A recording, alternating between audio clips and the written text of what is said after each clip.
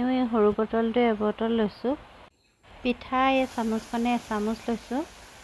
ঘিখিনি গৰম হোৱাৰ পিছত পিঠাখিনি দি দিব লাগে আৰু পিঠাখিনি পূৰা লৰাই থাকিব লাগে, নহ'লে লাগি ধৰিব। লাগি ধৰিলে দেৰি যাব। জুইটো একেবাৰে ল' ফ্লেমত ল'ব লাগে, তেতিয়া পিঠাখিনি লাগি নধৰে। তেতিয়া ঘিউৰ লগত বৰ ধুনীয়াকৈ মিহলি হৈ যাব আৰু লৰাই পূৰা গোটা হৈ যায়, নহ'লে সেইকাৰণে এনেকৈ ভাঙি মিহি কৰি যাব লাগিব। প্ৰায় মিহলি হৈছেই, এতিয়া ধুনীয়াকৈ মিহলি হৈছে। এতিয়া মই কেশৰ মিহলোৱা গাখীৰখিনি দি দিম ইয়াতে। গাখীৰখিনি যাতে ফাটি নাযায় সেইকাৰণে পানী অকণ দি দিছোঁ।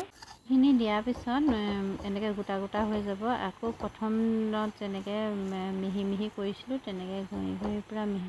গেছৰ পৰা নমাই ল'লোঁ। ইমানো ঠাণ্ডা হ'বলৈ দিব নালাগে, অকণমান গৰম হৈ থাকিব লাগে, যাতে হাতেৰে চুব পৰাকৈ। এইটো গোটা হোৱাবোৰ মই মিহি কৰি ভাঙি দিম। মিঠাটো কমেই খাওঁ, সেইটো কাৰণে অলপ কমকৈ দিছোঁ। আপোনালোকে নিজৰ সোৱাদ অনুসাৰে দিব। মিহি হোৱাৰ পিছত চেনি দিব পাৰি।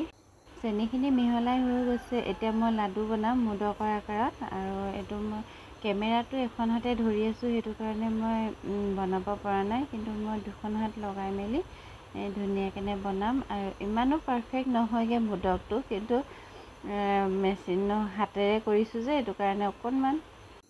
এতিয়া মই লাডুটোৰ ভিতৰত কাজু বাদাম এটা ভৰাই দিম, তাৰপিছত লাডুটো মই বনাই দিম। পিঠাৰে বনাবলৈ একদমেই সহজে হয়, পদ্ধতিবোৰ একেই, কিন্তু মই পিঠাৰে বনাইছোঁ।